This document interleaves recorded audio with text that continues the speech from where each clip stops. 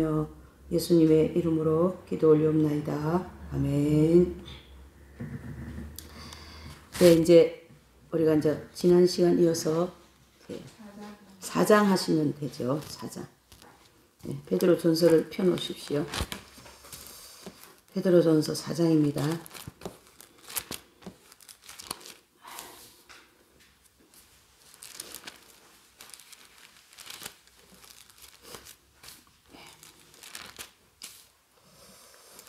이제 베드로전서는 이제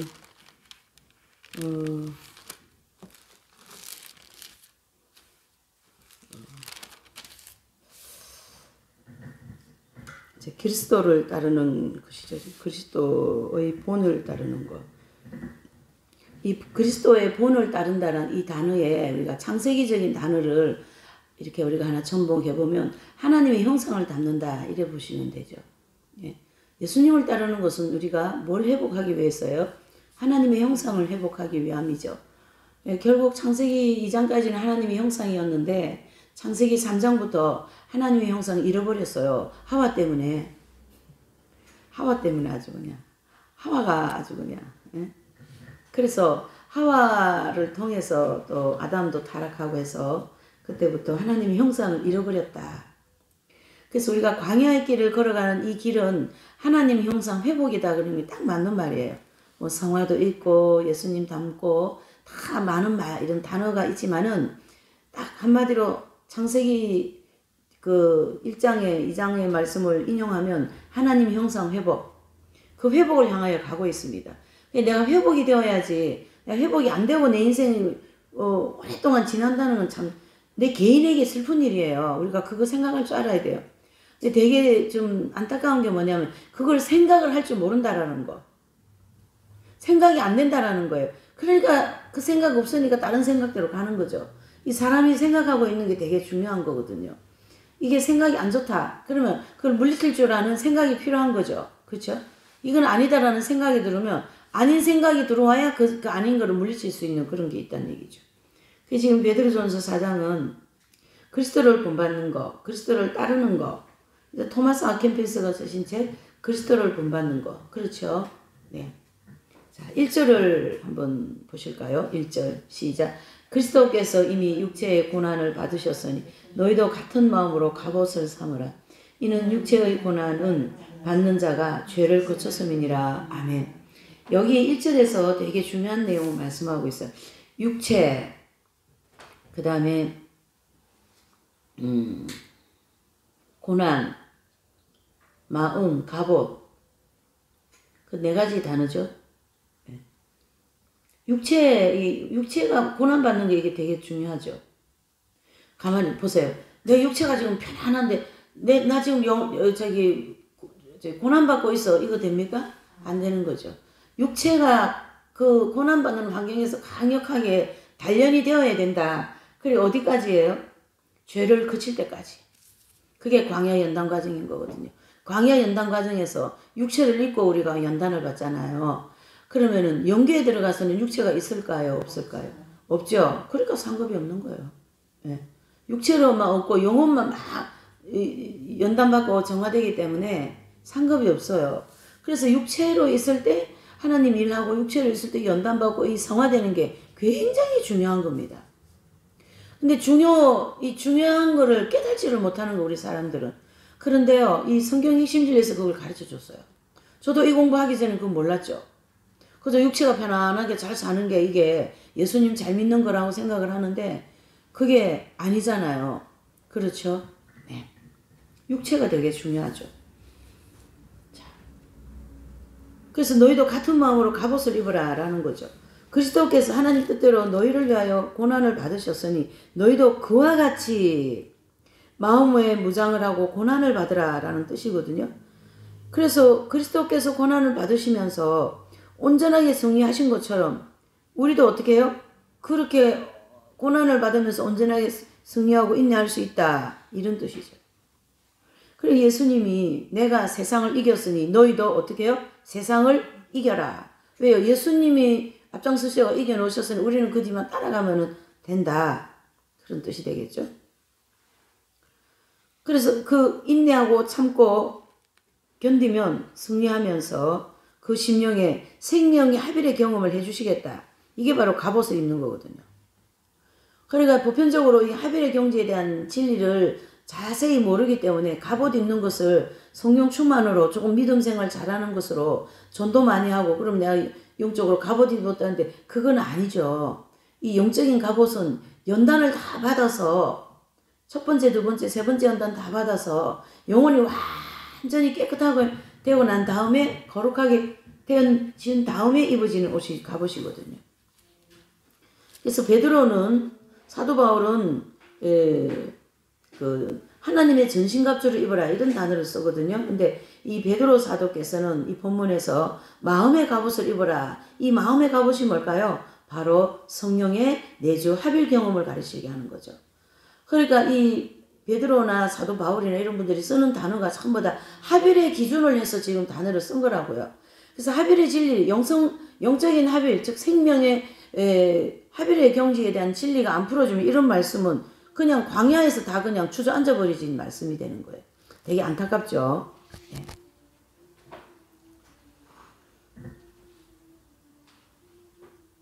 그래서 심령의 생명의 내주합일 경험을 갑옷을 입으면 어떠한 창이나 무기가 몸을 뚫고 들어와도 뚫고 들어올 수 없는 것처럼 심령 속의 죄악성이 침투할 수 없다라는 것이죠. 그게 여기 도표로 잘 되어 있습니다. 도표 한번 보실까요? 요번에 제가 베드로전서 하면서 너무너무 제가 은혜를 많이 받는 것 같아요. 예.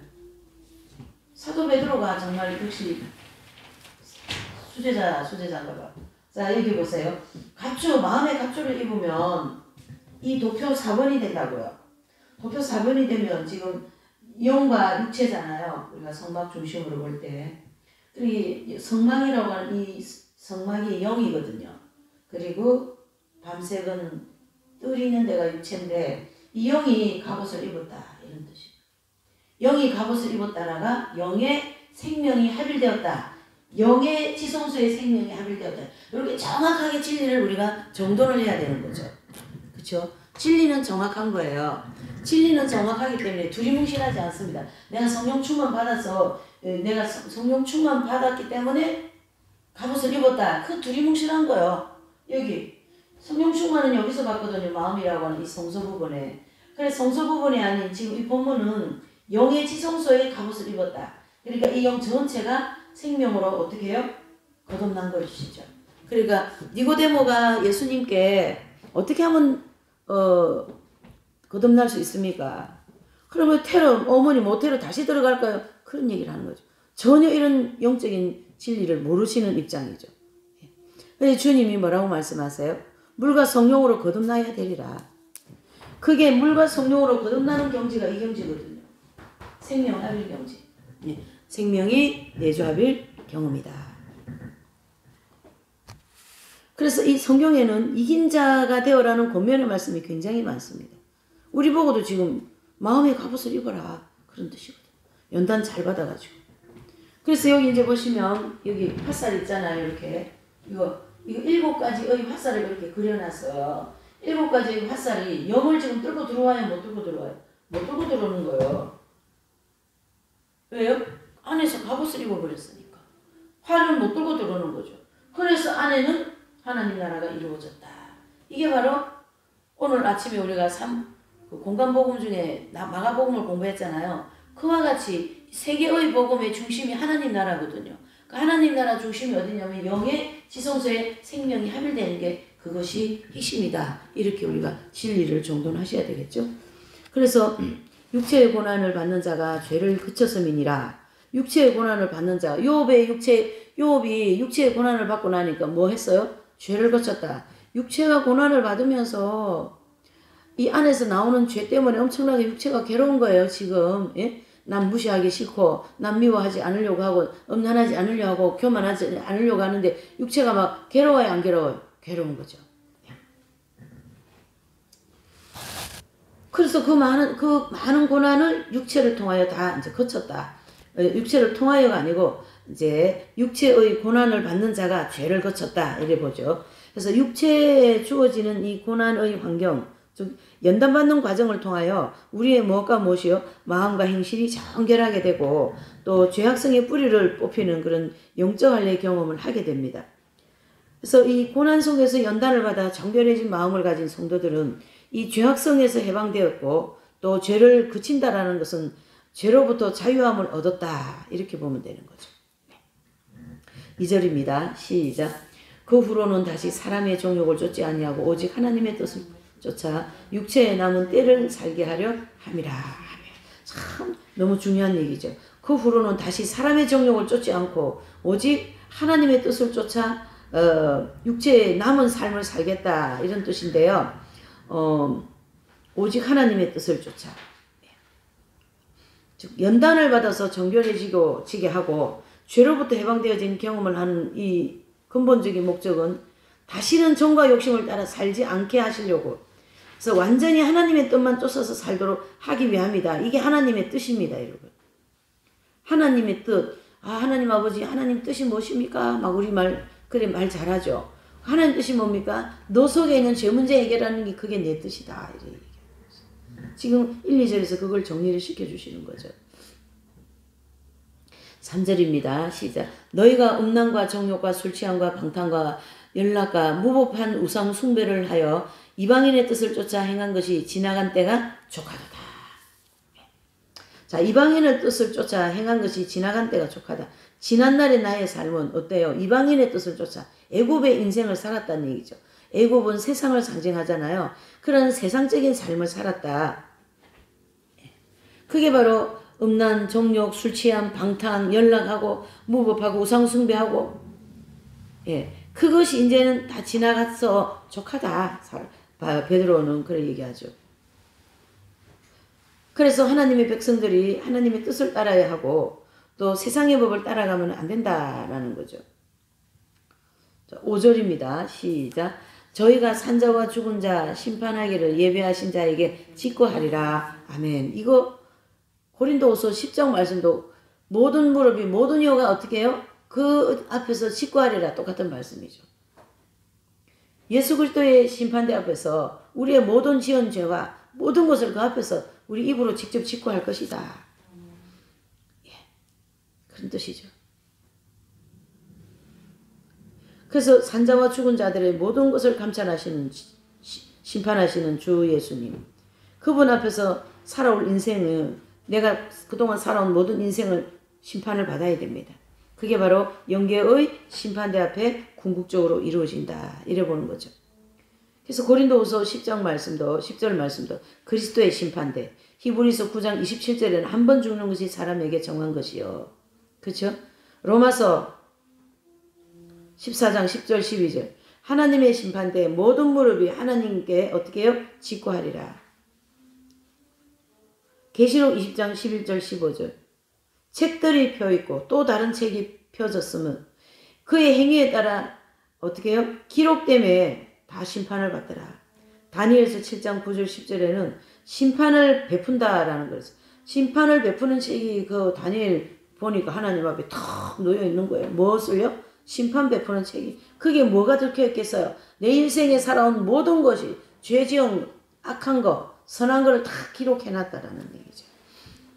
그게 심판대 가서 백일하에 드러납니다. 우리가 심판대의 신앙은 굉장히 내 영혼을 새롭게 하는데 중요한 역할을 합니다. 심판대의 신앙이 없으면요, 캔세라 여기서 잘 먹고 잘 살고 그걸로 끝장인 걸로 그리스도인들도 그렇게 하는데, 오늘 이 베드로전서 4장의 말씀은 그것이 아니라는 걸 우리에게 가르쳐주고 있죠. 그래서 5절에도 산자와 죽은 자의 심판하기를 예배하신 자에게 직고한다. 이 심판은요, 어떤 심판이 되냐면요, 두 분류의 성도가 있어요. 경건치 않은 자들, 그 다음에 믿지 않는 자들. 경건치 않은 자들, 믿지 않는 자들. 경건하지 않는 사람은 예수님 믿으면서 정과 욕을 추구하면서 사는 사람에 대한 심판일 거고, 예수님 안 믿는 사람은 너는 예수님을 안 믿었기 때문에 대한 심판을 받고 지옥을 가는 것이거든요. 그래서 유다서는 하나님의 성도들이 야곱에게 경건치 않는 자들은 심판을 받을 것이라 라고 말씀하고 있습니다.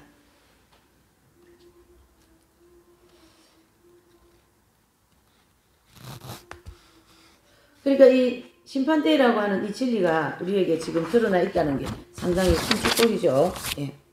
우리가 이 공부하면서 계속 내가 무슨 축복을 받았는가 그런 거를 생각해야 돼요. 예. 문자적인 성경 공부는 물론 안 하는 것보다는 낫겠지만은 이 말씀이 자꾸 내 영혼에 뭔가 자꾸 받쳐야 돼, 안에서. 아, 이렇게 했구나, 저렇게 했구나. 예. 오늘 이 심판대에 대한 진리도, 내가 내 속에 있는 이 죄 문제를 해결하지 않으면 반드시 그 심판대에 가서 이 문제를 해결해야 된다. 그래서 내가 죽게 하면 살기로 이 땅에서 이 죄 문제를 해결해야 된다. 이런 마음을 품는 것은 굉장히 축복이죠. 자, 7절에서 11절까지 읽어보십니다. 시작. 만물의 마지막 때가 가까웠으니 그러므로 너희는 정신을 차리고 근신하여 기도하라. 무엇보다도 열심으로 서로 사랑할지니 사랑은 허다한 죄를 덮느니라.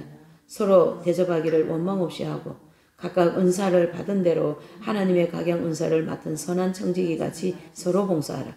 만일 누가 말하려면 하나님의 말씀을 하는 것 같이 하고 누가 봉사하려면 하나님의 공급하시는 의무로 하는 것 같이 하라. 이는 범사의 예수 그리스도로 말미암아 하나님이 영광을 받으시게 하려 함이니 그에게 영광과 권능이 세세 무궁토록 있느니라. 아멘. 참, 기가 막힌 말씀 아닙니까? 네.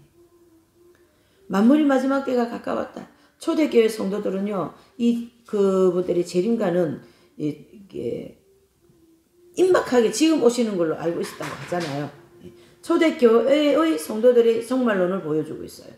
지금은 이제 주님 오실 때가 진짜로 임박합니다, 여러분. 지금 호랑이가 온다 해도 안 오니까 진짜 왔는데도 왔다 그래도 안 믿고 있다고 호랑이 밥 되는 것처럼 그렇게 되면 너무 좀 어리석죠. 복음서들이 증거하듯이 이 초대교회 사도들과 또 성도들 요단강에서 세례를 받는 사건에서 예수님의 성령에 의해서 종말론적인 사역을 준비한 것이다. 이게 무슨 뜻이냐면요. 예수님은 오시면서 종말이에요. 왜 그래요? 구약의 예언이 성취되면서 종말이잖아요. 구약의 예언이 성취되면 70일의 중심으로 보면 무엇이 옵니까? 70제일을 마무리하고 무슨 나라가 옵니까? 천년왕국이 오는 거죠. 예. 그런 측면에서 봐야 되는 거죠. 지금 여기에. 예수님의 재림가는 곧 임박하다 이런 입장이죠. 그게 그 당시에 유대인들은 예수님이 그렇게 빨리 오시는 걸로 생각을 했었습니다. 또 종말의 시작과 함께 새로운 창조가 시작된다라는 것이 이제 확신을 얻게 되었고 그 예수님이 보신 하늘의 열림 이게 바로 환상은 종말론적인 새로운 창조를 의미하는 것이고 또 하나님의 종말론적인 구원 사역을 위해 부름을 받은 소명의 사건이다 이래 봅니다. 그래서 이제 이 7절에도 정신을 차리고 근신하여 기도하라. 그래서 썩어지지 않을 그런 이제 썩어질 그 세상적인 것에 얽매이는 정과의 욕심에서 빠져나와라. 정신을 차려라. 자신을 살펴라. 기도하는 자가 되어라. 마지막 때를 당한 성도로서 세상적인 쾌락과 관심을 이겨낼 수 있는 힘을 가져라. 8절은요. 열심히 서로 사랑하라는 거예요. 우리가 대환란 들어가도 사랑하지 않으면 안 됩니다. 우리가 서로 사랑하지 않는다면 대환란에서는 아마 마귀밥이 될 수가 있습니다. 왜요? 사랑하지 않는 마음에 더 사랑하지 못하게 마음을 마귀가 역설하기 때문이죠. 지금부터 그 훈련을 많이 해놓는 것이 굉장히 중요할 줄 믿습니다. 또 9절에도 서로 대접하기를 원망 없이 하라 이런 뜻이죠. 예. 서로 대접을 하는데 박 집사님과 김 집사님인데 박 집사님이 생일 때 김 집사님은 막 근사하게 막 이렇게 이제 막 이제 초대하고 막 했어요. 그래서 이제 박 집사님이 김 집사님 근사하게 대접을 했는데 박 집사님이 이제 그 김 집사님이 생일이고 박 집사님이 초대를 했는데 초대를 안 한 거야. 그래가지고 시험이 드는 그런 경향이 참 많습니다. 우리 이 교회 안에서의 서로의 관계가. 그럴 때는 잊어버렸나 보다. 내가 요즘에 식욕절제 못하니까 식욕절제라고 주님이 초대를 안 시켰나 보다. 이렇게 자꾸 예수님하고 연관짓는 훈련을 해서 예수님께 연관을 짓고 그때그때 흘러버려야 돼. 그거는. 네. 그래야 내 영혼이 더 어떻게 해요? 평안을 누릴 수가 있는 거죠. 그래서 여기도 대접은 하긴 하되 원망 없이 하라. 손을 환대하는 것은 최후의 심판 때 상급의 조건이며 신약에서 여러 번 강조되고 있습니다. 이웃을 공개하는 것이 되게 중요하다라는 뜻이고, 대표적으로 우리 구약에 보면은 누가 행인을 대접했던 이구만은 천사를 대접해요? 네, 아브라함이죠. 그렇게 아브라함 지나가는 행인인 줄 알고 대접했더니 천사인 거예요. 세상에 얼마나 놀랐겠어요. 카타리나 성녀께서도 문 앞에 이렇게 들어오는데 거지 한 사람이 웅크리고 있어요. 빵을 구걸했는데 빵이 없는 거예요. 이 사람 술빵이. 그래서 입고 있던 망토를 주고 들어가 버리는 거죠. 카타리나 성녀. 근데 저녁에 방에 수실에서 기도를 하는데 막 그 아까 문 앞에서 본 그분이 다 나타나셨어요. 그러니까 그분이 바로 예수님이셨던 거죠. 그러니까 예수님 카타리나 성녀께 내가 나에게 배고픔을 때 빵을 주었고 헐벗었을 때 옷을 주었다. 주님 언제 그렇게 했습니까? 그러니까 망토를 다시 이렇게 다 주시는 그런 아주 정말로 삼층천의 감동을 우리에게 주고 있지 않습니까? 그럼 예수님이 당시처럼 예수님이 하얀 옷을 입고 이래 나타나시지 않는다는 얘기죠. 자기 부산역에 있는 노숙자 같은 그런 사람들을 같이 예수님의 모습으로 나타나기 때문에 우리는 어떻게 해요? 기회가 있든 없든 대접을 해야 된다. 그것을 우리에게 가르쳐주고 있는 거죠. 10절에는 받은 은사대로 서로 봉사하라. 마지막 때를 사는 우리 성도들은 이 세 번째의 자세를 되게 중요하게 여겨야 됩니다. 그래서 은사, 은혜 또 이런 거 다 다르잖아요. 아침에 제가 아침 설교 서두에 얘기한 것처럼 하나님 나라는 빵주 높은 파란보 아주 청년석의 아름다운 빛들이 있다. 그것은 성도들이 이 땅에서 예수님을 믿으면서 가장 아름답게 살아간 다양한 예수님을 섬긴 방법에 대한 그 빛이 그렇게 난다. 마더 테레사 수녀님 같은 분, 아빌라이 테레사 같으신 분, 소아 테레사 같으신 분, 에디트 슈타인 같으신 분, 다양하잖아요. 이긴 자들도. 그 찬란한 빛이 막 거기서 나오는 거죠. 그러니까 하나님의 빛은 우리가 이런 측면에서 볼 때요. 이 하나님의 빛은 굉장히 뭐예요? 하나님의 빛은 굉장히 다양하다라는 거죠. 다양하다. 근데 이제 이 다양함인데 제가 뭘 얘기하고 싶으냐면요. 요 상황에서 이 다양함 속에서 내가 한 사람이 내 한 사람이 어디에 속하지든지 다 이 다양함 속에 나도 빛을 발하고 있다라는 걸 우리가 인정을 해줘야 돼요. 나는 단적인 입장에서 단면 이쪽만 빛을 발하는 건 내가 엄청 발달되었는데 이 사람은 뒤쪽에다가 빛을 발하고 있는 것이 쉽게 있어요. 내 뒤쪽에서 그냥 모르는 거야. 이 사람 빛을 발하는지 안 발하는지. 그러니까 어떻게 해요? 우리는 서로 지체로서의 주님을 섬기고 있다. 이래 봐야 되는 거예요. 은사대로 봉사하는 거죠.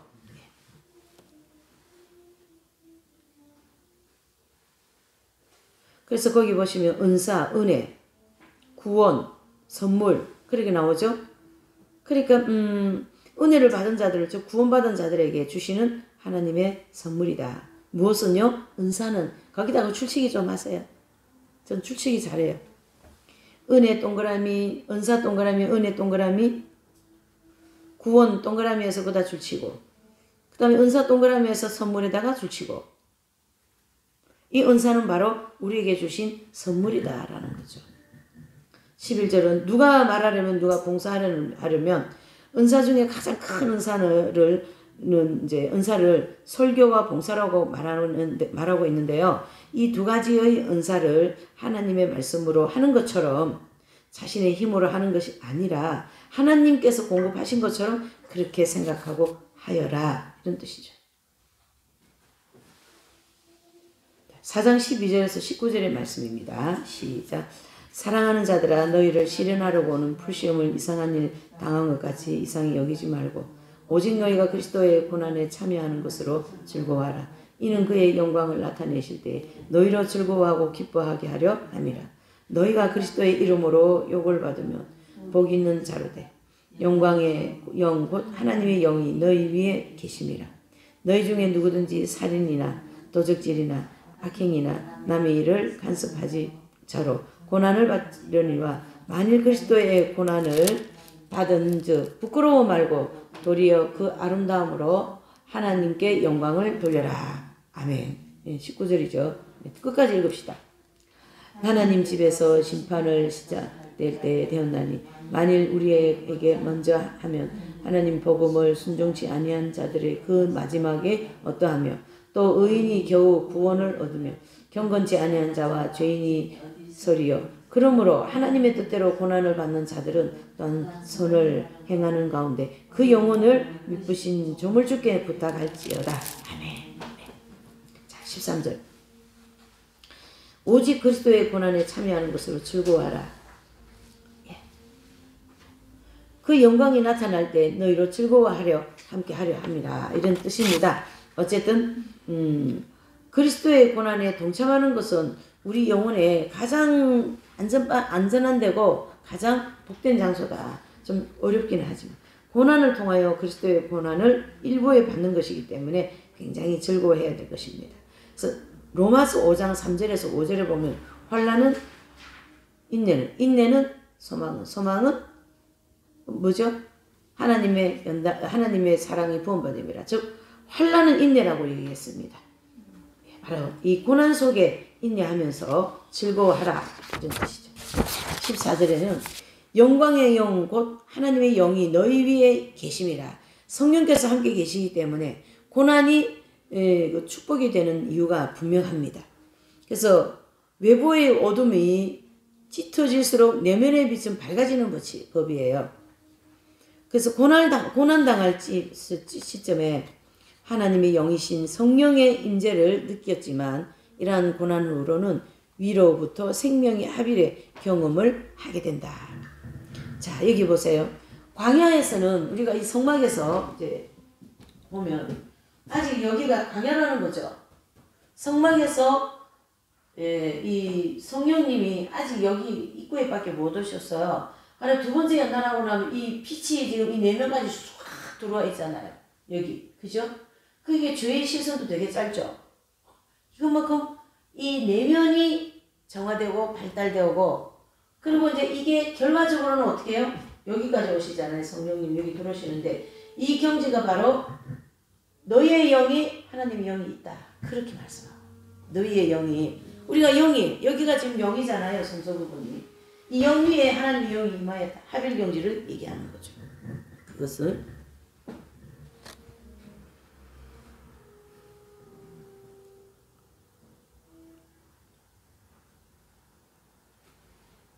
그래서 이러한 고난 후에 위로부터 생명의 합일의 경험을 하게 된다.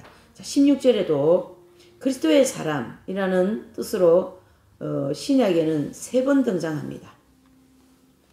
그래서 처음으로 불리기 시작하는 이 별명인데요. 그 그리스도의 사람, 그렇죠? 예.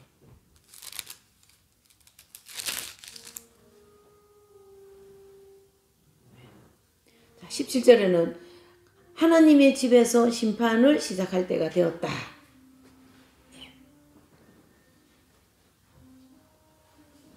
즉 종말 심판을 가리켜 말하는 것이고 심판을 통하여 우리 성도들을 정결케 하는 그런 연단을 한다라는 거고요. 이때 불신자들은 정죄를 받고 또 형벌을 받게 되지만 하나님의 집, 즉 교회나 심령을 가리키기도 하지만 여기서는 어디를 가르친다고요? 천국을 가르치는 거죠.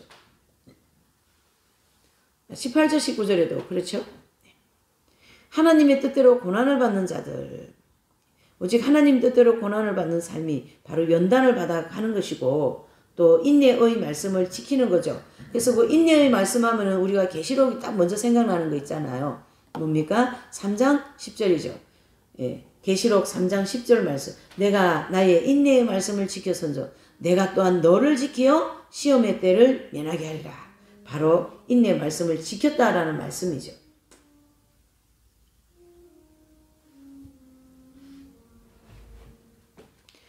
그래서 뭐 그리스도인이기 때문에 고난을 받는 것이다 라고 있지만은 초대교회 또 대환란 때 적그리스도를 이제 예수님 믿는 것 때문에 이제 뭐 그들의 손에 잡혀가서 우리가 이제 순교를 하는 거죠. 이렇게. 자, 17절 18절에도 이렇게 연단을 받아서 어떻게 해요? 정화되었고 정화되어라. 또 그 연단은 하나님께서 우리에게 성화시키기 위하여서 주시는 축복의 통로다. 이런 뜻입니다. 자, 이렇게 해서 이제 4장을 넘어가고 5장을 보실까요? 베드로전서. 네. 장로와 젊은 자들에게 보낸 편지입니다. 1절에서 7절 보실게요. 시작. 너희 중 장로들에게 고난오니 나는 함께 장로된 자요 그리스도의 고난의 증인이요 나타날 영광에 참여할 자로다. 너희 중에 있는 하나님의 양무리를 치되 부득이함으로 하지 말고 오직 하나님의 뜻을 쫓아 자원하는으로 하며 더러운 일을 위하여 하지 말고 오직 즐거운 뜻으로 말하며 맡기는 자들에게 주장하는 자세로 하지 말고 오직 양무리의 본이 되어라. 그리하면 목자장이 나타나실 때에 시들지 아니하는 영광의 면류관을 얻으리라. 젊은 자들아 이와 같이 장로들에게 순복하고 다 서로 겸손으로 허리를 동이라. 하나님의 교만이 자를 대적하시되 겸손한 자들에게 은혜를 주시리라. 그러므로 하나님의 능하신 손 아래 겸손하라. 때가 되면 높이시리라. 너희 염려를 다 주께 맡겨버리라. 이는 저가 너희를 공고하심이라. 근신하라. 깨어라. 너희 대적 마귀가 우리 사자 우는 사자같이 두루 삼킬 자를 찾나니 너희는 믿음을 굳게 하여 저를 대적하라. 이는 세상에 있는 너희 형제들도 동일한 고난을 당하는 줄 알미니라. 모든 은혜의 하나님 곧 그리스도 안에서 너희를 부르사 자기의 영원한 영광에 들어가게 하신 이가 잠깐 고난을 받는 것으로 친히 온전케 하시며 굳게 하시며 강하게 하시며 털을 경고케 하시리라. 권력 있는 셋의 무공토로 그에게 있을지어다. 아멘. 네, 그렇습니다. 자, 1절에서 7절. 이 부분은 목회의 문제를 다루고 있는데요. 말세적인 심판을 바라보면서 현재의 그 질서를 존중히 여기는 것이 진정한 종말 복음이다. 무슨 말이냐면요. 신천지라든가 또 여호와 증인이라든가 그런 데 가는 사람은 뭐 군대도 안 가고 집도 막 팽개치고 그렇게 하잖아요. 그렇게 하면 안 된다라는 게 여기서도 그렇게 가르쳐주고 있어요. 그런 어떤 극단적인 신앙생활을 원치 않습니다.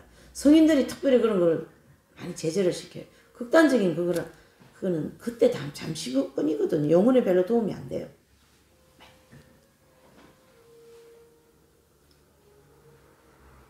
그래서 거기 1절에 보시면 이제 그 장로라는 단어가 나오는데 이 뜻은 구약시대의 한 가문의 어른으로서 한 지파의 장으로 주어지는 이제 연장자의 하나의 호칭입니다.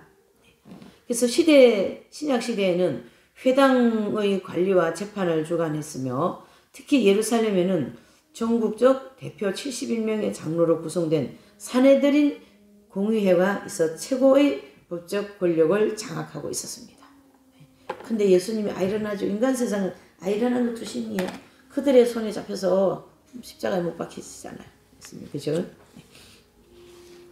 2절 3절 하나님이 양무리를 치되 바로 하나님 즉 그리스도는 친히 성도들의 목사님이고 시고 또한 그 소유자입니다. 그러니까 우리는 다 누구의 소유입니까? 예수님의 소유가 되는 거죠. 그래서 장로는 그것을 맡은 자에게 불과하다. 양무리를 위탁받은 자로서 그 자세에 대한 세 가지를 말하고 있어요. 양무리로부터 위탁받은 것은 원래 이 성도는 하나님의 성도예요. 근데 훈련시키고 기도하고 해야 되잖아요. 그 교회의 지도자들한테 위탁했다고요. 우선 맡겼다고요. 근데 맡긴 사람한테 함부로 할 수 있습니까? 안 되는 거죠. 예. 그런 의미로 볼 수가 있습니다. 둘째로는 더러운 일을 위하여 하지 말고 오직 즐거운 뜻으로 하라.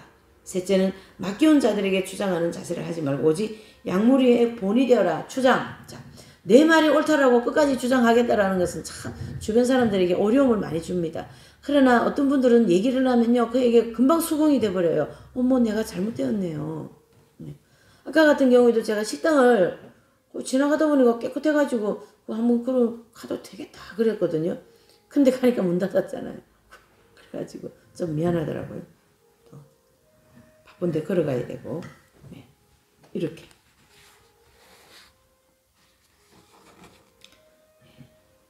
약물의 본이 되어라.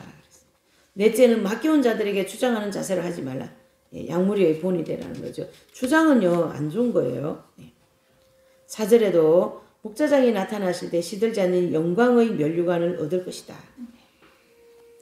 그 목자장이신 예수님께서 우리에게 오셔가지고 영광의 면류관을 씌워주는 그 순간을 얼마나 황홀하겠습니까? 저는 아직 황홀을 한 번도 안 경험해가지고 잘 모르겠는데요. 엄청날 것 같아요. 제 영혼이. 황홀의 경험. 황홀 경험 좀 한번 시켜주시면 좋겠어요. 뭐 순간적인 감정적인 거는 황홀은 있겠지만 그거보다도 다른 거. 예.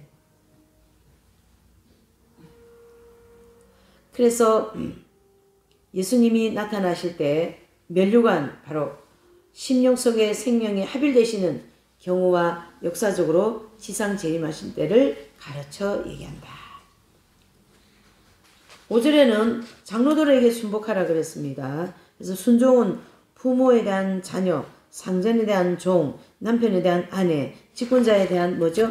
등에 대한 이제 공통적인 그런 이제 미덕이 있는데요. 하나님이 교만한 자를 대적하신다. 자, 겸손한 자들에게 은혜를 주신다. 잠언서 3장 34절, 또 야고보서 4장 6절에 이런 말씀이 나오는 거죠. 그래서 순종이 제사보다 낫다. 그런 말씀하시죠.